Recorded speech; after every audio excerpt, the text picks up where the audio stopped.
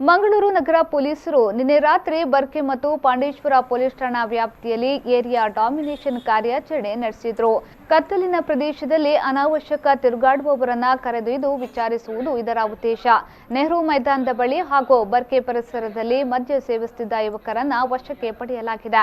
2 ಡಿಸಿಪಿಗಳು, 10 ಮಂದಿ ಅಧಿಕಾರಿಗಳು, 50 ಮಂದಿ ಸಿಬ್ಬಂದಿ ಇದರಲ್ಲಿ ಭಾಗವಹಿಸಿದ್ರು ಎಂದು ಪೊಲೀಸ್ ಆಯುಕ್ತ ಶಶಿಕುಮಾರ್ ತಿಳಿಸಿದ್ದಾರೆ. ನಗರದಲ್ಲಿ ಪಾಂಡೇಶ್ವರ ಮತ್ತು ಬಾರ್ಕೆ ಎರಡು ಪೊಲೀಸ್ ಠಾಣಾ ವ್ಯಾಪ್ತಿಯಲ್ಲಿ ಸಾರ್ವಜನಿಕರಿಂದ ಕೆಲವು ಕಂಪ್ಲೇಂಟ್ಸ್ ಇತ್ತು. ಈ ಪಾರ್ಕ್ಗಳಲ್ಲಿ, ಆಮೇಲೆ ಈ ದೇವಸ್ಥಾನ, ಮಸೀದಿಗಳ ಸುತ್ತಮುತ್ತ, ಬಾರ್ಗಳ ಸುತ್ತಮುತ್ತ, ಮತ್ತು ಕತ್ಲೆ ಪ್ರದೇಶಗಳಿರೋದು, ರೈಲ್ವೆ ಟ್ರ್ಯಾಕ್ಗಳು, ಇಲ್ಲೆಲ್ಲ ಸಾಕಷ್ಟು ಜನ ಕೂತ್ಕೊಂಡು ಮದ್ಯಪಾನ ಸೇವನೆ ಮಾಡುವಂಥದ್ದು, ಸಿಗರೇಟ್ ಸೇದುವಂಥದ್ದು, ಮತ್ತು ಅಲ್ಲಿ ಸ್ವಲ್ಪ ಓಡಾಡೋರಿಗೆ ತೊಂದರೆ ಕೊಡುವಂಥದ್ದು, ಇದೆಲ್ಲ ಮಾಡ್ತಾರೆ ಅಂತಂದು. ಮತ್ತು ರಾತ್ರಿ 9-10 ಗಂಟೆ 11 ಗಂಟೆ ಸಮಯದಲ್ಲಿ ಕೂಡ ತೊಂದರೆ ಆಗೋಂಗೆ, ಸಾರ್ವಜನಿಕರಿಗೆ ತೊಂದರೆ ಆಗೋ ರೀತಿಯಲ್ಲಿ ಸ್ವಲ್ಪ ಕಮೆಂಟ್ ಮಾಡೋದು, ಈ ಥರ ಎಲ್ಲ ಮಾಡ್ತಾರೆ ಅಂತ ಕಂಪ್ಲೇಂಟ್ ಇತ್ತು. ಅದರ ಹಿನ್ನೆಲೆಯಲ್ಲಿ ನಮ್ಮ DCP law and order Mangaluru city Hariram Shankar ಅವರು ಮತ್ತು ನಮ್ಮ DCP crime and traffic Vinay Gaonkar ಅವರು ಅವ್ರ ನೇತೃತ್ವದಲ್ಲಿ ಸುಮಾರು 100ಕ್ಕೂ ಹೆಚ್ಚು ಜನ ಸಂಶಯಾಸ್ಪದವಾಗಿದ್ದಂಥವ್ರನ್ನ ವಶಕ್ಕೆ ತೊಗೊಂಡು ವಿಚಾರಣೆ ಮಾಡಲಾಗಿದೆ. ಅದರಲ್ಲಿ ಸಾಕಷ್ಟು ಜನ ಕುಡಿದ್ಬಿಟ್ಟಿದ್ದಾರೆ, ಸಾಕಷ್ಟು ಜನ ಪ್ರಜ್ಞೆ ಸ್ವಲ್ಪ ಸರಿ ಇಲ್ಲ, ಅವ್ರಿಗೆ ಅಂದರೆ ಕುಡಿದು ನಿಶಾದಲ್ಲಿದ್ದಾರೆ. ಮತ್ತು ಸಾಕಷ್ಟು ಜನ ಅಲ್ಲಿ ಸುಮ್ಮನೆ ಫಾಲ್ತು ಕೂತ್ಕೊಂಡು ರಸ್ತೆಗಳ ಬದಿಯಲ್ಲಿ ಮದ್ಯಪಾನ ಮಾಡುವಂಥದ್ದು ಇವೆಲ್ಲ ಮಾಡ್ತಾಯಿದ್ದು ಕಂಡು ಬಂದು ನಾವು ಸಾಕಷ್ಟು ವಿಡಿಯೋ ಎಲ್ಲ ಮಾಡಿಕೊಂಡು ಅಂಥವ್ರನ್ನ ವಶಕ್ಕೆ ತೊಗೊಂಡಿದ್ದೀವಿ. ಈಗ ಅವ್ರ ಪೋಷಕರನ್ನ ಏನಾದರೂ ಕರೆಸಿಬಿಟ್ಟು ಅವ್ರದ್ದು ID ಕಾರ್ಡ್ ಏನಿದೆ ವೆರಿಫೈ ಮಾಡಿ, ಅವ್ರದ್ದೇನಾದರೂ ಬೇರೆ ಕ್ರಿಮಿನಲ್ ಬ್ಯಾಕ್ಗ್ರೌಂಡ್ ಏನಾದರೂ ಇದೆಯಾ ಅನ್ನೋದನ್ನ ಅಸರ್ಟೈನ್ ಮಾಡಿಕೊಂಡು ನಂತರ ಅವ್ರ ಪೋಷಕರ ಸ್ಪರ್ಧೆಗೆ ಕೊಡುವಂಥ ಕೆಲಸ ಮಾಡ್ತೀವಿ. ಈ ಒಂದು ಪ್ರಕ್ರಿಯೆಯಲ್ಲಿ ಸುಮಾರು ಒಂದು 12-13 ಜನ ಮಂಗಳಮುಖಿ ಹೆಣ್ಮಕ್ಳು ಕೂಡ ಸಿಕ್ಕಿದ್ರು.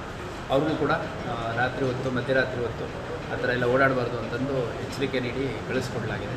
ಮತ್ತು ಅವರ ಸಂಘದ ಪದಾಧಿಕಾರಿಗಳು ಯಾರಿದ್ದಾರೆ ಅವ್ರನ್ನ ಕರೆಸಿಬಿಟ್ಟು ಅವರಿಂದಲೂ ಯಾರಿಗೂ ಸಾರ್ವಜನಿಕರಿಗೆ ತೊಂದರೆ ಆಗದ ರೀತಿಯಲ್ಲಿ, ಪ್ಲಸ್ ಸಾರ್ವಜನಿಕರಿಂದ ಅವರಿಗೆ ತೊಂದರೆ ಆಗದ ರೀತಿಯಲ್ಲಿ ಅವ್ರು ಯಾವ ರೀತಿ ಸುರಕ್ಷಿತವಾಗಿರಬೇಕು ಅನ್ನೋದಕ್ಕೆ ಕೂಡ ಹೇಳಲಾಗುತ್ತೆ. ಇದು ವಾರದಲ್ಲಿ 2-3 ದಿನಗಳ ಕಾಲ ಒಂದೊಂದು ಪೊಲೀಸ್ ಠಾಣಾ ವ್ಯಾಪ್ತಿಯಲ್ಲಿ ಯಾರು ರಾತ್ರಿ ಸುಮಾರು 8 ಗಂಟೆ 9 ಗಂಟೆ ನಂತರ ಅನ್ರೀಸನಬಲ್ ಆಗಿದೆ, ಈಗ ಯಾವುದೋ ಒಬ್ಬ ಸ್ಟೂಡೆಂಟು ಟ್ಯೂಷನ್ಗೆ ಹೋಗಿ ವಾಪಸ್ ಬರ್ತಿದ್ದಾನೆ ಅಂದರೆ ಒಪ್ಬೋದು, ಕಾಲೇಜಿಗೆ ಹೋಗಿ ವಾಪಸ್ ಬರ್ತಿದ್ದಾನೆ ಅಂದರೆ ಒಪ್ಬೋದು. ಮಧ್ಯರಾತ್ರಿ 11 ಗಂಟೆ 12 ಗಂಟೆ ಸಮಯದಲ್ಲಿ ಯಾವುದೋ ಗ್ರೌಂಡಲ್ಲಿ ಕೂತ್ಕೊಂಡ್ರೆ ಅದು ನಾಟ್ ಅಕ್ಸೆಪ್ಟಬಲ್.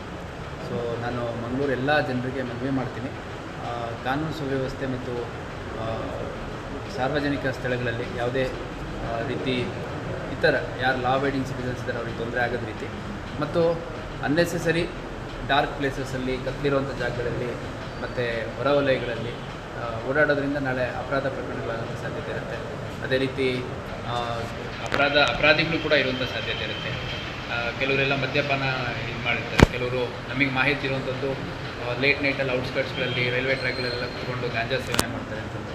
ಮತ್ತು ಕೆಲವು ಏರಿಯಾಗಳಿದ್ದಾವೆ, ನಾವು ಯಾವಂಥ ಹಾಟ್ಸ್ಪಾಟ್ ಏರಿಯಾಗಳಂತ ನೋಡಿದ್ದೀವಿ, ಅಂಥ ಸ್ಥಳಗಳಲ್ಲಿ ಮುಂದಿನ ದಿನಗಳಲ್ಲೂ ಕೂಡ ಇದೇ ರೀತಿ ಕಾರ್ಯಾಚರಣೆ ಮಾಡ್ತೀವಿ. ಮತ್ತು ಕಾರ್ಯಾಚರಣೆ ಮಾಡಿದ ನಂತರ ಇದು ಮೊದಲನೇ ದಿನ ಆಗಿದ್ದರಿಂದ ಎಲ್ಲರಿಗೂ ಎಚ್ಚರಿಕೆ ನೀಡಿ ಅವ್ರ ಪೋಷಕರಿಗೆ ಒಪ್ಪಿಸಿ ಕಳಿಸ್ತಾ ಇದ್ದೀವಿ. ಮುಂದಿನ ದಿನಗಳಲ್ಲಿ ಅವ್ರ ಮೇಲೆ ಪೆಟ್ಟಿ ಕೇಸ್ ಹಾಕುವಂಥದ್ದು, ಅಥವಾ ಅವ್ರ ಮದ್ಯಪಾನದ ಅಥವಾ ಬೇರೆ ಏನಾದರೂ ಡ್ರಗ್ಸ್ ಇನ್ಫ್ಲೂಯೆನ್ಸಲ್ಲಿ ಇತ್ತು ಅಥವಾ ಗಾಂಜಾದ ಇನ್ಫ್ಲೂಯೆನ್ಸಲ್ಲಿ ಇತ್ತು ಅಂದರೆ ಸೂಕ್ತ ಕಲಂಗಳ ಅಡಿಯಲ್ಲಿ ಪ್ರಕರಣಗಳನ್ನು ಕೂಡ ದಾಖಲು ಮಾಡಿ ನ್ಯಾಯಾಲಯದ ಮುಂದೆ ಹಾಜರು ಮಾಡಲಾಗಿದೆ. ಸೊ ನಾನು ಎಲ್ಲರಿಗೂ ಮನವಿ ಮಾಡ್ತೀನಿ, ಅನ್ರೀಸನಬಲ್ ಆಗಿ ಬೇಡ ಸ್ಥಳಗಳಲ್ಲಿ, ಕತ್ತಲೆ ಇರುವಂಥ ಜಾಗದಲ್ಲಿ ಯಾರು ತಮ್ಮ ಕುಟುಂಬ ಸದಸ್ಯರನ್ನ ಬಿಡದಂಗೆ ನಮ್ಮ ಜೊತೆ ಪೊಲೀಸ್ ಕಾನೂನು ಸುವ್ಯವಸ್ಥೆಯ ಪಾಲನೆಗೆ ಜನ ಸಹಕರಿಸುವಂತೆ ವಿನಂತಿಸಿದ್ದಾರೆ. ಕೂತ್ಕೊಂಡಿದ್ರಲ್ಲ ಕೆಲವು ಗ್ರೌಂಡಲ್ಲಿ, ಇಲ್ಲ ಅನ್ನೋದಲ್ಲ, ಗ್ರೌಂಡಲ್ಲಿ ಕೂತ್ಕೊಂಡಿದ್ರಿ, ಕತ್ತ ಕೂತ್ಕೊಂಡಿದ್ರಿ, ಅಲ್ಲಿ ಯಾವುದೋ ಒಂದು ಬಾರ್ ಹಿಂದ್ಗಡೆ ಕೂತ್ಕೊಳ್ಳೋವಂಥದ್ದು, ಬಸ್ ಸ್ಟ್ಯಾಂಡ್ಗಳಿಂದ ಮುಂದೆ ಕೂತ್ಕೊಳ್ಳೋದು, ಆಮೇಲೆ ಗಾಡಿಗಳಲ್ಲಿ ಕೂತ್ಕೊಂಡು ಯಾರು ಇಲ್ಲಿ ನೆಹರು ಮೈದಾನ ಹತ್ರ ಯಾರು ಬಿಯರ್ ಬಾಟ್ಲಿ ಹಿಡ್ಕೊಂಡು ಕೂತ್ಕೊಂಡಿದ್ದಾರೋ, ಎದ್ದಾಳು ವಿಡಿಯೋ ಇದೆ ನನ್ನ ಹತ್ರ, ಎದ್ದಾಳು, ಸುಳ್ಳು ಹೇಳ್ಬೇಡ ನೀನು.